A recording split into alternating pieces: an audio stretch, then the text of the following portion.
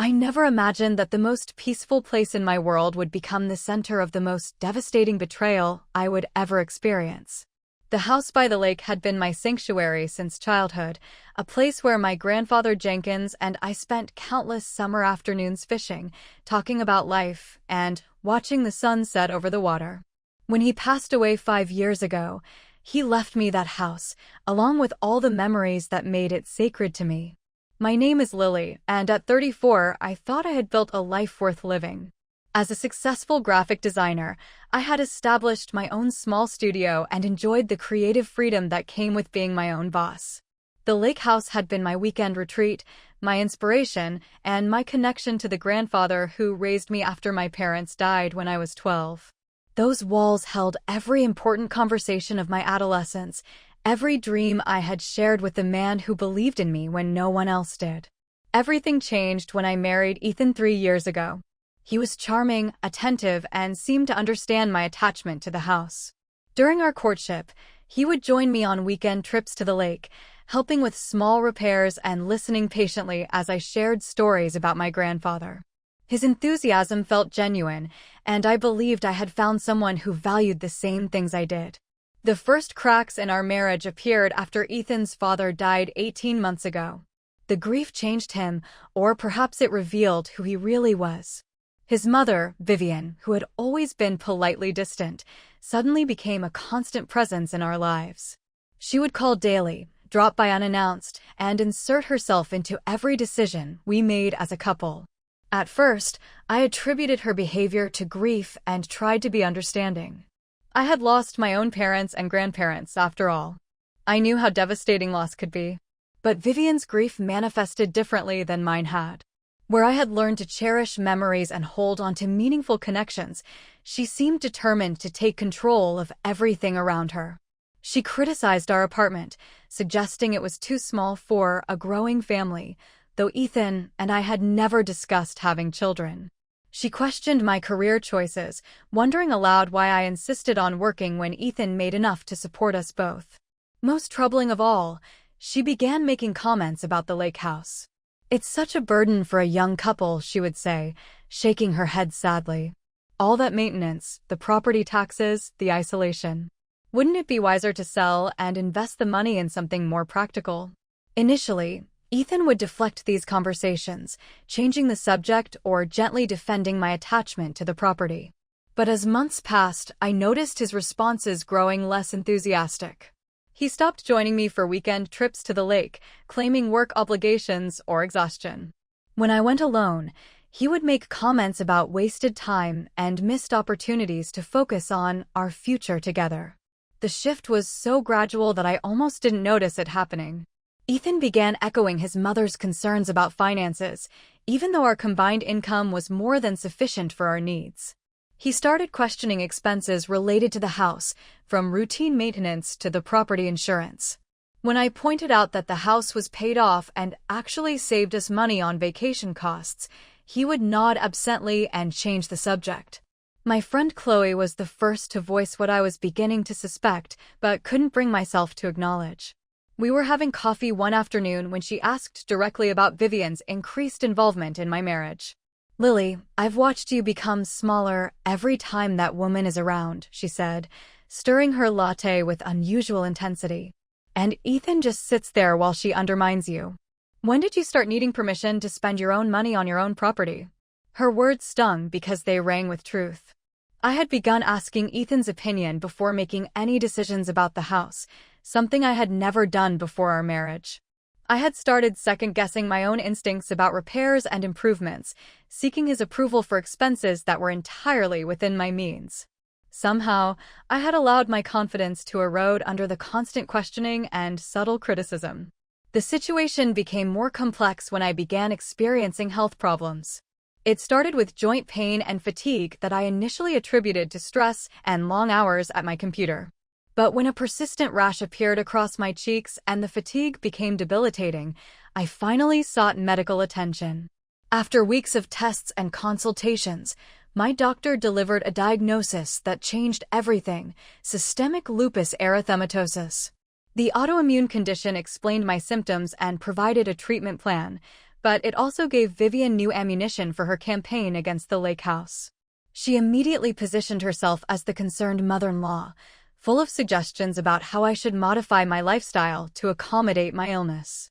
"You need to reduce stress, dear," she would say with manufactured concern. "Managing that old house from the city must be exhausting.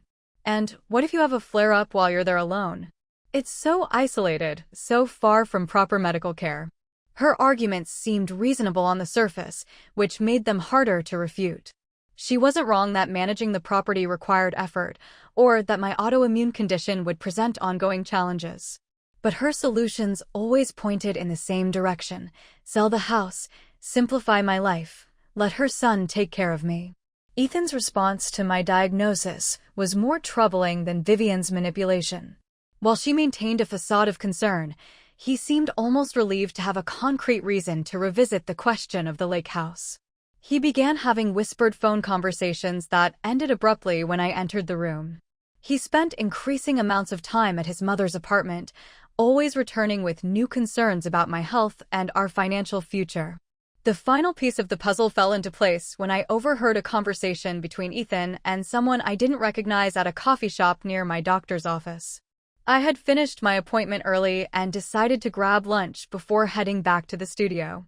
As I waited in line, I heard Ethan's voice from a corner table and automatically looked in his direction. He was seated across from a well-dressed man with graying hair, and their conversation was intense and focused. "The property is prime lakefront," the stranger was saying. "Even in this market, we're looking at 7 figures easily. Maybe more if we time it right." Ethan nodded, consulting something on his phone. "She's attached to it for sentimental reasons, but with the medical expenses and everything else, she'll have to be practical eventually. These old family properties are always emotional," the man replied with practiced sympathy. "But your wife will thank you when she sees how much stress this removes from her life. Chronic illness is expensive and liquidity gives you options." I left the coffee shop without ordering, my heart pounding and my hands shaking. The stranger had to be a real estate agent, and they were discussing my house as if the decision to sell had already been made. The casual way Ethan had referred to my attachment as merely sentimental, the assumption that I would eventually see reason, the complete absence of any consideration for my feelings made me feel sick in a way that had nothing to do with lupus. That evening, I confronted Ethan directly. I told him what I had overheard and asked for an explanation. His response revealed the depth of the deception I had been living with. He didn't deny the conversation or apologize for going behind my back. Instead, he became defensive and condescending, explaining that he was trying to protect me from having to make such a difficult decision while dealing with my illness. "You're not thinking clearly, Lily," he said with the patient tone one might use with a confused child. "The stress of maintaining that place is making your condition worse. I've been trying to find a solution that works for everyone." "A solution that works for everyone, or a solution that works for you and your mother?" I asked, my voice steadier than I felt. His expression hardened. "My mother cares about your well-being. We both do. If you can't see that, maybe your judgment is more compromised than I thought." The conversation escalated from there, with Ethan eventually storming out to spend the night at Vivian's apartment. I spent the rest of the evening in stunned silence, trying to process the reality that my husband and mother-in-law had been plotting to manipulate me into selling the most important thing I owned. The next morning, I called Arthur Hayes, the family lawyer who had handled my grandfather's estate. Arthur had been Grandpa Jenkins' friend for over 40 years, and I trusted him completely. I explained the situation and asked him to review the will and property documents to ensure my ownership was secure. Arthur's response provided both reassurance and additional concern. "Your grandfather was a wise man, Lily," he said during our meeting the following day. "He included specific clauses in his will to protect that property from exactly this kind of pressure. No one can force you to sell, and any attempt to do so through coercion or manipulation could have serious legal consequences." He paused, studying the documents more carefully. "However, I want to review any power of attorney documents you may have signed, especially anything related to medical decisions. People sometimes use health crises to gain control over assets." His words sent a chill through me. I remembered Vivian's recent insistence that Ethan and I update our estate planning documents, something she had framed as prudent preparation for my ongoing health challenges. She had even recommended a lawyer, someone she described as more modern and efficient than Arthur. We had an appointment scheduled for the following week. I canceled that appointment immediately and asked Arthur to prepare limited medical power of attorney documents that would protect my interests while still allowing Ethan to make emergency medical decisions if necessary. I also asked him to review any documents I had already signed to ensure they couldn't be misused. Meanwhile, my relationship with Ethan continued to deteriorate. He maintained that he was acting in my best interests, but his behavior suggested otherwise. He seemed angry that I had consulted Arthur, accusing me of being secretive and suspicious. He spent more time at his mother's apartment and less time engaging with me about anything substantive. The breaking point came 2 weeks later, when my rheumatologist recommended a minor surgical procedure to address complications from my lupus. The surgery was routine, but it would require general anesthesia and a brief hospital stay. Ethan and Vivian immediately positioned themselves as my primary support system, insisting that I shouldn't worry about anything except my recovery. The night before the surgery, I couldn't sleep.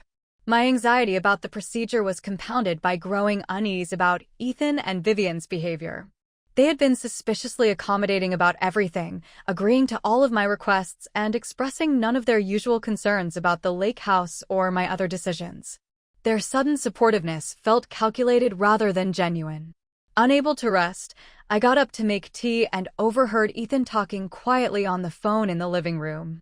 The apartment was small enough that voices carried, and I could hear both sides of the conversation clearly. "Tomorrow, while she's under," Ethan was saying. "She'll be out for hours, and then she'll be groggy from the anesthesia for the rest of the day. Are you sure about the power of attorney?" The voice belonged to Vivian, tinny through the phone speaker. "The medical POA gives me broad authority during any period when she's incapacitated," Ethan replied. "Marcus says that's sufficient for this type of emergency sale, especially given her ongoing health problems. What if she fights it afterward? She'll be angry, but she'll get over it. And honestly, without the stress of that place, she might finally start taking better care of herself."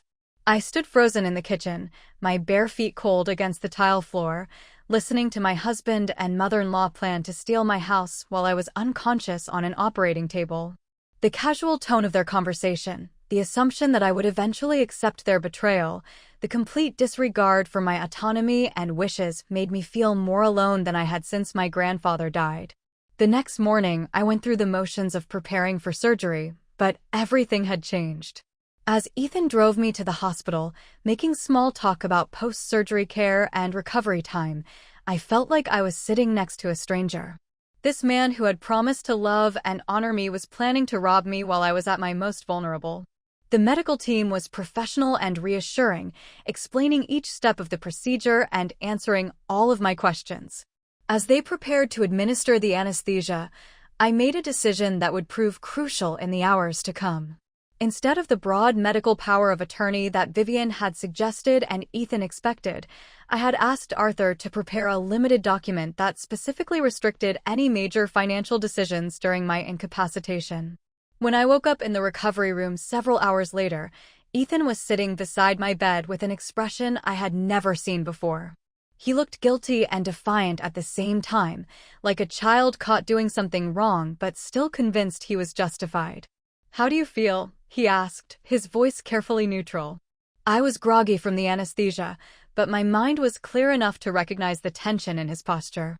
"Fine," I managed. "How long was I out?" "About 4 hours for the surgery, then another 2 in recovery." He hesitated, then leaned forward slightly. "Lily, there's something we need to discuss."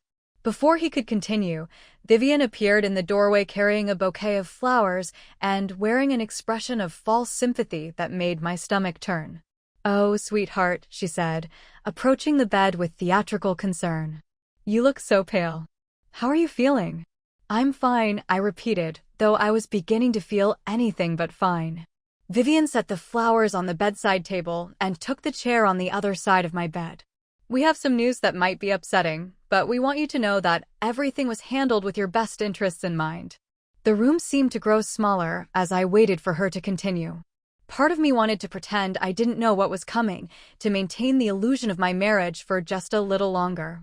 But the larger part of me was ready for the truth, no matter how devastating. "We had to make a difficult decision while you were in surgery," Ethan said quietly. "An opportunity came up that we couldn't pass up." "What kind of opportunity?" I asked, though I already knew. Vivian took my hand in hers, her touch feeling cold and foreign. "A buyer came forward with an exceptional offer for the lake house. With your medical expenses and the ongoing maintenance costs, it seemed like providence." The words hit me like a physical blow, even though I had been expecting them. "You sold my house while I was unconscious?" "We sold our house," Ethan corrected. "And we got an amazing price. More than enough to pay off all our debts and set aside money for your ongoing treatment." I stared at him in disbelief. "Our house? That was my inheritance. My grandfather left it to me.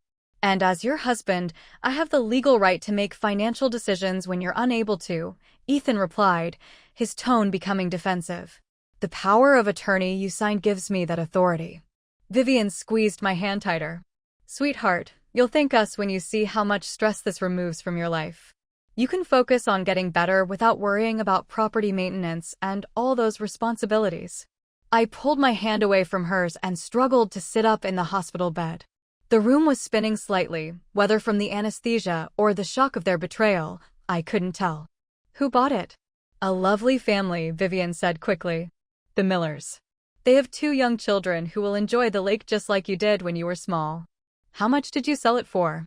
Ethan and Vivian exchanged a glance that confirmed my worst suspicions. "That's not important right now," Ethan said. "What matters is that we've secured our financial future." "How much?" I repeated, my voice stronger despite my physical weakness.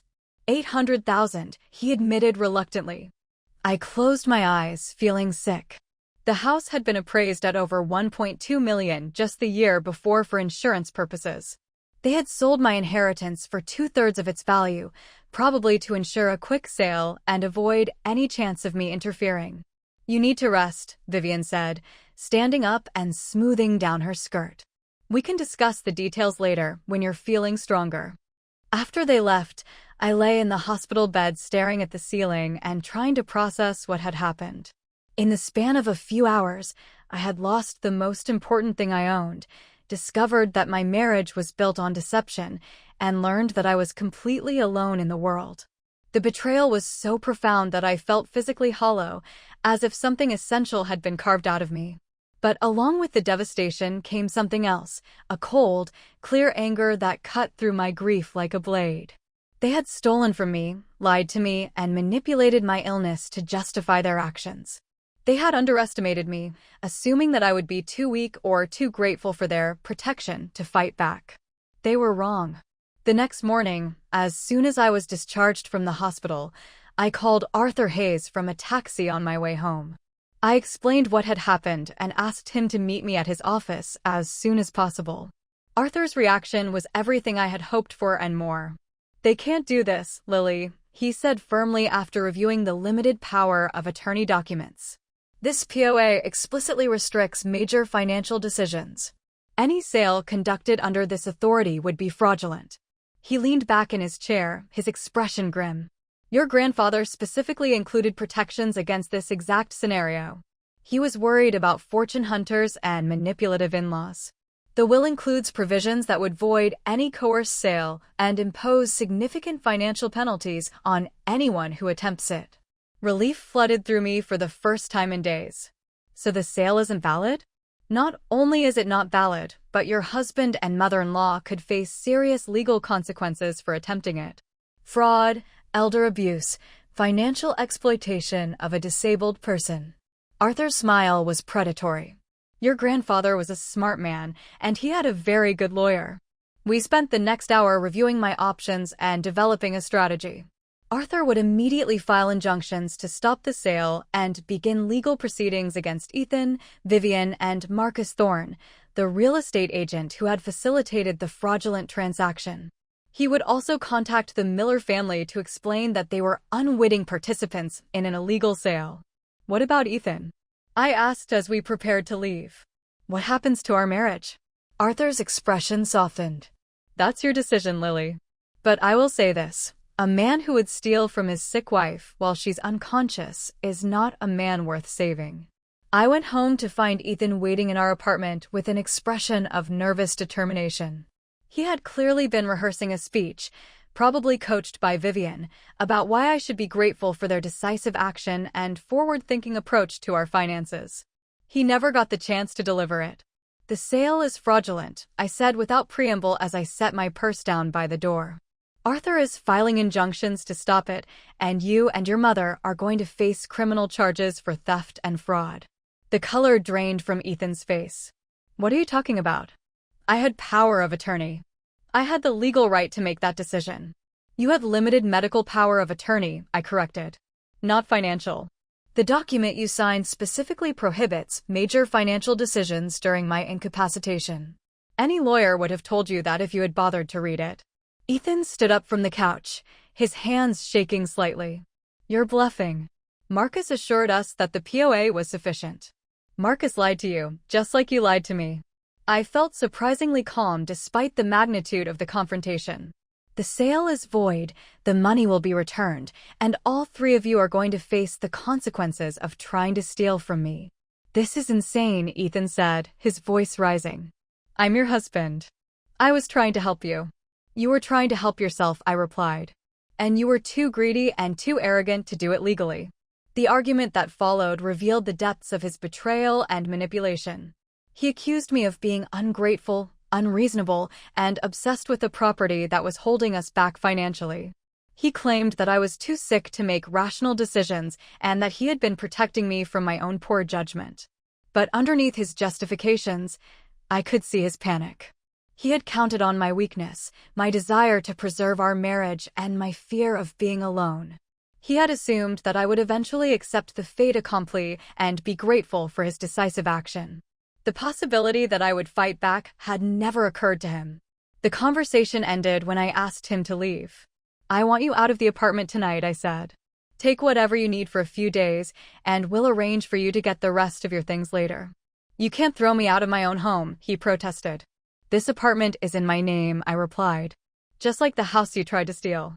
I can absolutely throw you out, and I am. After Ethan left, I called Chloe and asked her to come over. She arrived within an hour, armed with wine, takeout, and a righteous fury that matched my own. I knew something was wrong, she said as we sat on my couch with containers of Thai food spread between us. The way they both acted around you, like you were incompetent or fragile. It was disgusting. She paused, studying my face carefully. How are you handling all this? Are you okay? It was a complicated question. I felt devastated by the betrayal, furious at the manipulation, and terrified about what came next. But I also felt something I hadn't experienced in months, free. I think I'm going to be okay, I said slowly.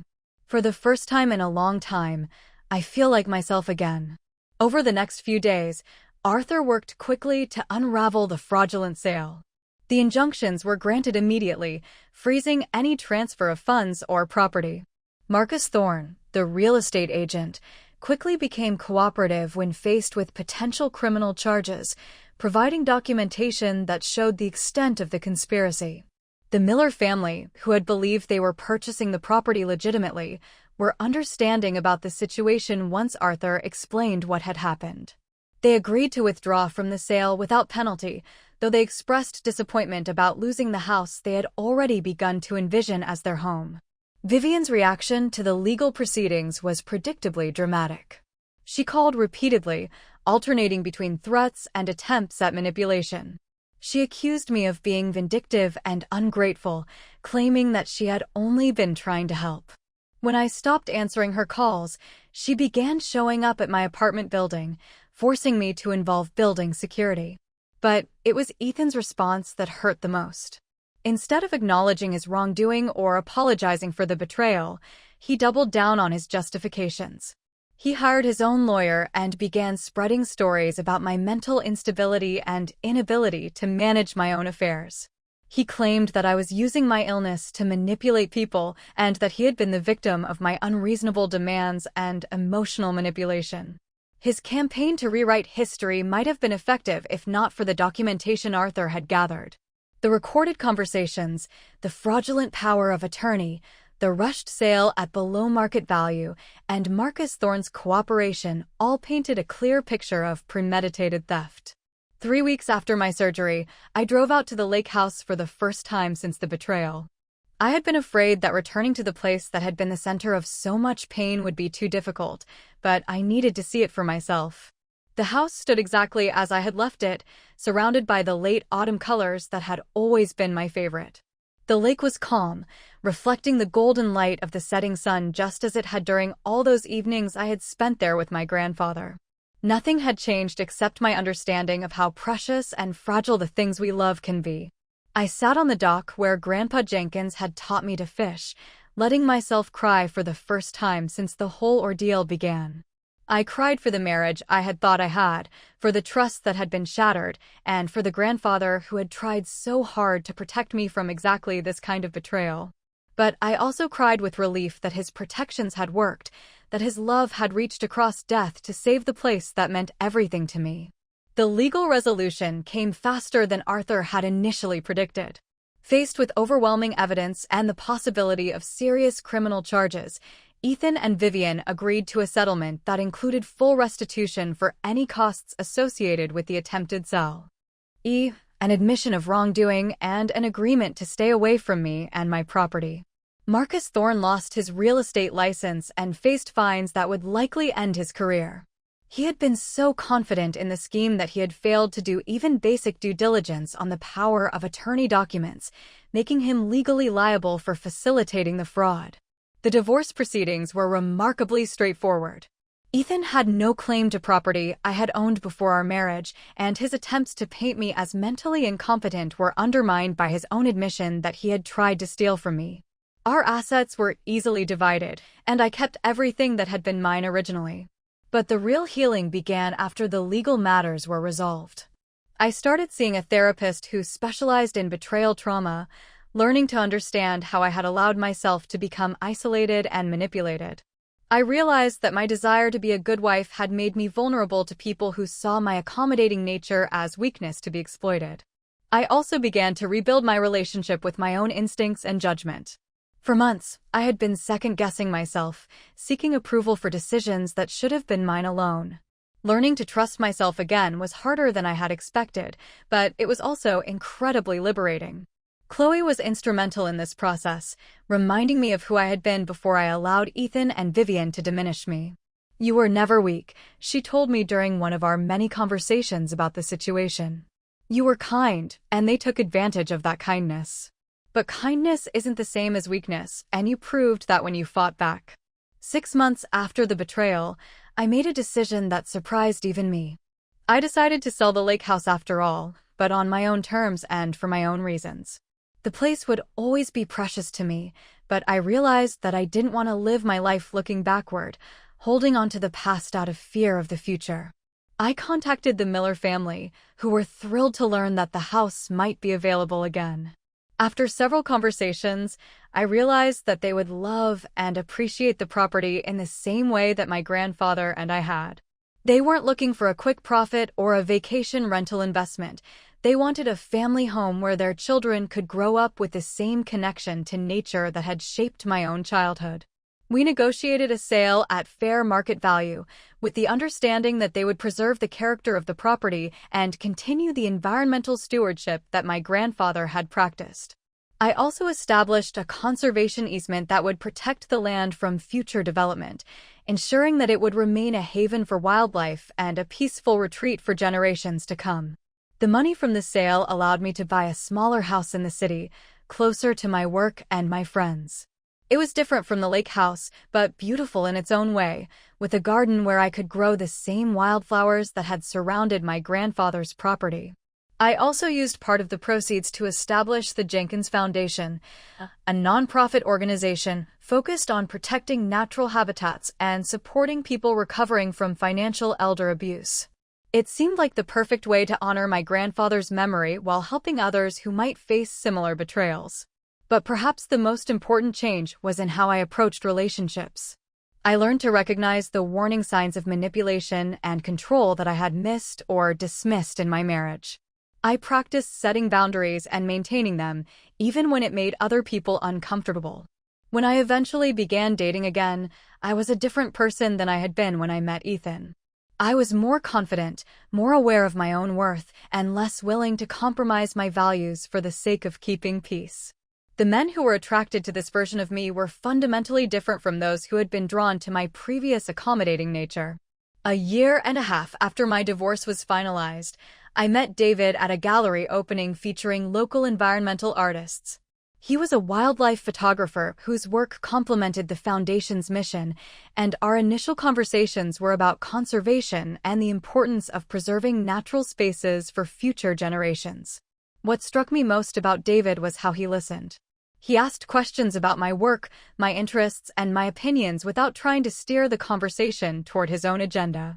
When I told him about the lake house and why I had ultimately decided to sell it, he understood immediately why the decision had been both difficult and necessary.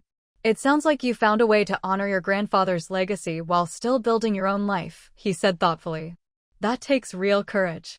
Our relationship developed slowly, built on mutual respect and shared values rather than the intense passion that had characterized my relationship with Ethan. David never tried to change me or manage my decisions, and he supported my work with the Foundation without trying to take credit or control its direction. When I finally introduced him to Chloe, her approval was immediate and wholehearted. "This one actually sees you," she told me after they met. "He's not trying to turn you into someone else or fix problems you don't have." The second anniversary of my betrayal fell on a beautiful spring day. I spent it at the old lake house, which the Miller family had invited me to visit whenever I wanted. Their children were thriving in the environment I had loved so much, building the same connection to nature that had sustained me through so many challenges. As I sat on the dock watching their youngest daughter feed ducks from the shore, I realized that I felt genuinely happy for the first time in years. The betrayal had been devastating, but it had also freed me from a life that was slowly suffocating me. I had learned to value myself, to trust my instincts, and to build relationships based on honesty rather than manipulation. The woman who had been so desperate to save her marriage that she ignored obvious warning signs was gone. In her place was someone stronger, wiser, and infinitely more capable of protecting herself and the things she valued. The journey from victim to survivor to someone who thrived had been long and difficult, but it had been worth every painful step. That evening, as I drove back to the city and the life I had built for myself, I thought about my grandfather and the protections he had put in place to keep me safe. His love had saved me from financial ruin, but more importantly, his example of integrity and self-respect had eventually guided me back to myself. I had learned that the people who truly love us want us to be strong, not weak. They want us to succeed, not to need them desperately. They want to share our lives, not control them. And most importantly, they want us to be happy, even if that happiness doesn't include them. The lake house was no longer mine, but the lessons I had learned there would stay with me forever. I had discovered that home isn't a place you can lose to betrayal or manipulation. Home is the strength you carry inside yourself, the boundaries you maintain, and the love you give and receive freely. And that kind of home can never be taken away from you, no matter who tries.